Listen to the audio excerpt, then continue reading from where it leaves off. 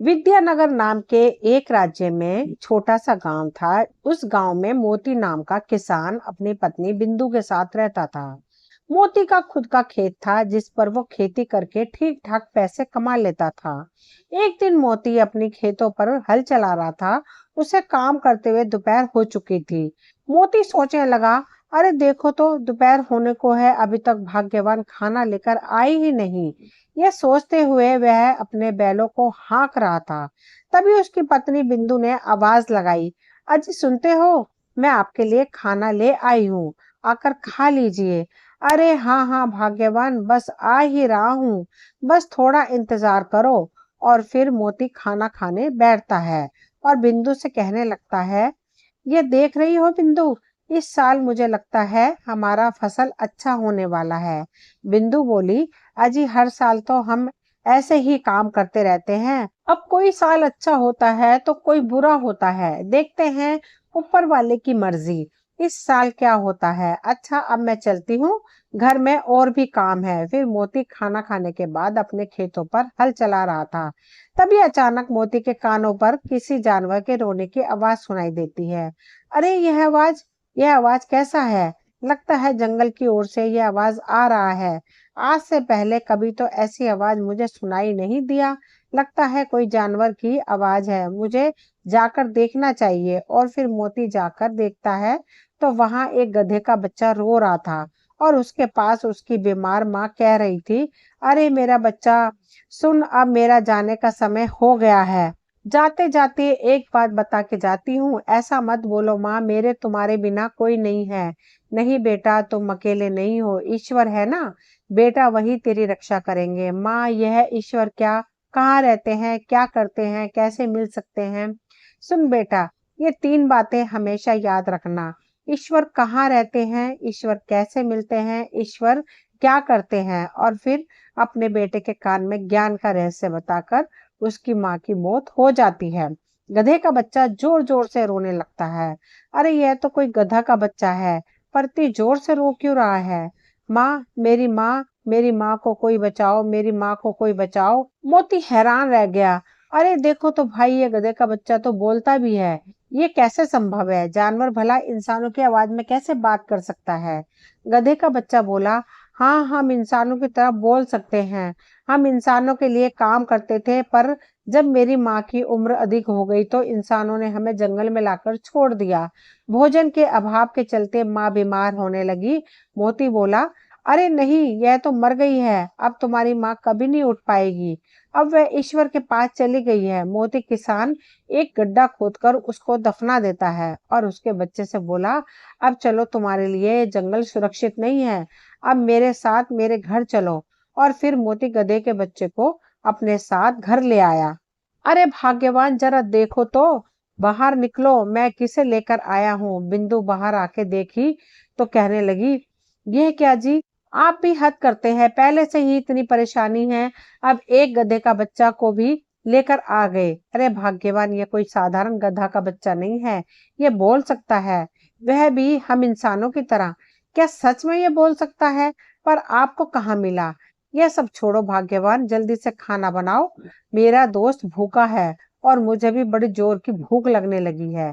बिंदु ने दोनों के लिए खाना लगा दिया, दोनों खाना खाकर सो गए। मोती जब थोड़ी देर बाद उठ के बोला, भाग्यवान, अब से यह हमारे घर में ही रहेगा, आज से यह मेरा दोस्त है, हम इसका नाम मटकू रखेंगे। ठीक है जी। मटकू अब धीरे धीरे बड़ा होने लगा था और मोती के साथ घुल मिल गया था। मोती रोज खेत की ओर जाता, मटकू भी उसके साथ साथ आता जाता। इस तरह कई दिन बीत गए। इधर विद्यानगर के राजा देवदत्त अपनी पत्नी रानी करुणा से बहुत प्रेम करते थे। राजा एक दिन अपने रानी के लिए हार बनाकर लाते हैं। रानी देखिए, मैं आपके लिए क्या लेकर आया हूँ। क्या लाए हैं महाराज, अगर आप मेरे लिए कुछ लाए हैं तो वह बहुत ही सुंदर होगा। रानी, मैं आपके लिए एक नया हार लेकर आया हूँ, देखिए ये हार जो 7 समुद्र पार एक विशेष कारीगर से बनवाया है। महाराज, यह हार तो बहुत ही सुंदर है, मैं इसे हमेशा अपने पास ही रखूंगी। ठीक है रानी, अब मैं निकलता हूँ। मुझे राज्यसभा में देरी हो रही है। राजा वहीं से निकल जाता है। वही रानी हार को लेकर बैठ जाती है। बैठे बैठे रानी को नींद आ जाती है। रानी हार को अपने साथ हाथ में रखकर ही सो जाती है। इधर राज्यसभा में राजा मंत्री से कहने लगे, मंत्री जी, मेरे मन में एक विचार आ रहा है। राज्य में कुछ दिन बाद दीपों उत्सव होने वाला है। हम जरा महल के बाहर लोगों के उत्साह को करीब से देखना चाहते हैं। हाँ महाराज, फसल भी कटने वाली है। इन दिनों बाजार में भी तरह तरह के मिठाई व्यंजनों से बाजार की रौनक और भी बढ़ गई है। फिर तो हम यह मनोरम दृश्य देखना चाहेंगे। मंत्री जी, जी बिल्कुल महाराज, मैं भी आपके साथ चलता हूँ। राजा देवदत्त और मंत्री दोनों अपना भेष बदलकर राजमहल से बाहर लोगों के बीच पहुंच जाते हैं। अरे वाह, देखो तो कितना सुंदर दृश्य है। हाँ महाराज, थोड़ा और आगे चलते हैं और भी अच्छे अच्छे वस्तु देखने को मिलेंगे। बाजार के एक जगह कोहराम शुरू हो गया। एक सन्यासी बाबा किसी कसाई के ऊपर भड़क गए। राजा और मंत्री भी वहां पहुंच जाते हैं। सन्यासी बाबा बोल रहे थे, अरे ओ मूर्ख, जरा तुम में थोड़ी सी भी इंसानियत नहीं है क्या? ये छोटी सी नन्ही जान ने तुम्हारा क्या बिगाड़ा था जो इसकी तुम जान ले रहे हो? क्या तुमको ईश्वर से डर नहीं लगता? कसाई ने कहा, बाबा, इससे तो मेरा घर चलता है। सन्यासी ने कहा, अगर तुम किसी की जान बचा नहीं सकते तो किसी की जान लेने का अधिकार भी तुम्हारे पास नहीं है। आप कुछ भी कहें बाबा, ये मेरा व्यापार है, मैं इसे नहीं छोड़ सकता। अरे मूर्ख, तुझे तो ईश्वर की सजा देंगे। कसाई बोला, ईश्वर? यह ईश्वर कहाँ रहते हैं? ईश्वर क्या करते हैं? ईश्वर कैसे मिलते हैं? क्या कोई जवाब है आपके पास? सन्यासी बोले, तुम्हारे जैसे मूर्ख मैंने आज तक अपने जीवन में नहीं देखा, जो ईश्वर को लेकर इतने सारे सवाल कर रहा है। अगर मैं तुमको इसका अर्थ बता भी दूं तो तुम इसका महत्व नहीं समझ पाओगे। इसलिए अगर तुम्हें पुण्य ही चाहिए तो तुम्हें इसका अर्थ भी स्वयं खोजना होगा। इतना कहकर बाबा वहीं से चले जाते हैं। वही राजा और मंत्री भी राजमहल चले जाते हैं। राजा सन्यासी की बात सोच रहे होते हैं। सुनो मंत्री जी, ईश्वर कहाँ रहते हैं? ईश्वर क्या करते हैं? ईश्वर कैसे मिलते हैं? इसका अर्थ आज हम जान के ही रहेंगे। जब से हम यह बात कसाई के मुंह से सुन रहे हैं, हमारे अंदर भी जिज्ञासा बढ़ती ही जा रही है। मंत्री बोला, हाँ महाराज, ऐलान करवा दीजिए, जिसको भी पता होगा उसे कुछ इनाम दे दीजिएगा। राजा बोला, हाँ हाँ, यही ठीक रहेगा। मंत्री सुनो, पूरे राज्य में सूचना फैला दो। इस प्रश्न का उत्तर जो भी देगा उसे 1000 सोने के सिक्के इनाम में दिए जाएंगे। राजा के आदेश के बाद पूरे राज्य में मंत्री ने सिपाही से कहकर ऐलान करवा दिया। तभी रानी वहां आती है। महाराज, मुझसे एक बड़ी गलती हो गई है। आपने जो हार दिया था वह चोरी हो गया। राजा बोला, रानी आप क्या खोल रही हैं? हार चोरी हो गया? वह भी हमारे राजमहल में? हाँ महाराज, आपने जो मुझे हार दिए थे उसे कोई चुरा ले गया। अब मैं क्या करूं? रानी की बातें सुनकर राजा को बहुत गुस्सा आता है और राज्यसभा में सबके सामने यह घोषणा करते हैं, सभी लोग ध्यान से सुनो। रानी जी का हार किसी ने चुरा लिया है। जो भी उस चोर को पकड़ेगा, हम उसे 1000 स्वर्ण मुद्राएं इनाम स्वरूप भेंट करेंगे। इस तरह घोषणा भी पूरे राज्य में फैला दी जाती है। सभी जगह यह खबर फैल जाती है। इधर मोती अपने गधे से कहता है, अरे मटकू चल, आज मैं तुझे बाजार घुमाने ले जाता हूँ। हम बहुत सारी खरीदारी करेंगे। मैं तुम्हारे लिए कुछ मिठाइयाँ भी खरीद दूंगा। बोल, क्या ख्याल है तेरा? मटकू बोला, हाँ दोस्त, हाँ चलो चलो, जल्दी बाजार चलते हैं। मोती और मटकू दोनों बाजार के लिए निकल जाते हैं। कुछ दूर चलने के बाद दोनों बाजार भी पहुंच जाते हैं। मटकू और मोती को राजा के गुप्तचर देखते हैं और वे राजा को इसकी खबर देते हैं। महाराज, गुप्तचरों से पता चला है कि नगर में कोई अजीब व्यक्ति आया हुआ है। उसके साथ एक गधे का बच्चा भी है। हमें तो शक है कि महाराज की यह वही चोर है जिसने हार चुराया है। राजा बोला, इंसान एक गधे के साथ? कुछ तो अजीब लगता है। सैनिकों, उस इंसान को तुरंत राजमहल लेकर आओ। सैनिक मोती और मटकू दोनों को राज दरबार में पेश करते हैं। राजा मोती से कहता है, कौन हो तुम और तुम्हारे साथ एक गधे का बच्चा? मोती बोला, महाराज, मैं एक गरीब किसान हूँ। मेरा नाम मोती है और यह मेरा दोस्त मटकू है। राजा बोला, लेकिन यह तुम्हारे साथ कैसे? मोती बोला, यह कोई सामान्य गधा नहीं है महाराज, यह बहुत चालाक है। यह हम इंसानों की तरह बोल सकता है। सोच सकता है, समझ सकता है। राजा ने कहा, हम रानी को एक हार उपहार में दिए थे, पर वह चोरी हो गया। क्या तुम उस चोर को पकड़ सकते हो? मोती बोला, हाँ महाराज, मैं उस चोर को पकड़ सकता हूँ, पर मेरी एक शर्त है। आप मुझे एक इत्र लाकर दीजिए। राजा ने मोती की बात मानकर एक इत्र की बोतल मोती को देता है। मोती उस इत्र को मटकू की पूंछ पर डाल देता है और कहता है, महाराज, अगर रानी जी की हार इस महल के अंदर में चोरी हुआ है तो निश्चय ही चोर आपके राजमहल का ही होगा। इसलिए महाराज, आपके राजमहल में जितने भी कर्मचारी, सैनिक, नौकर चाकर हैं, सबको यहाँ हाजिर कीजिए और सब लोग बारी बारी से मटकू की पूंछ को पकड़ेंगे। इस तरह चोर को पल भर में ही पकड़ लूंगा। मोती की बातें सुनकर राजा को भी विश्वास होने लगा। राजा ने सभी लोगों को बुलाया और बारी बारी से सब लोग मटकू की पूंछ को पकड़ने लगे।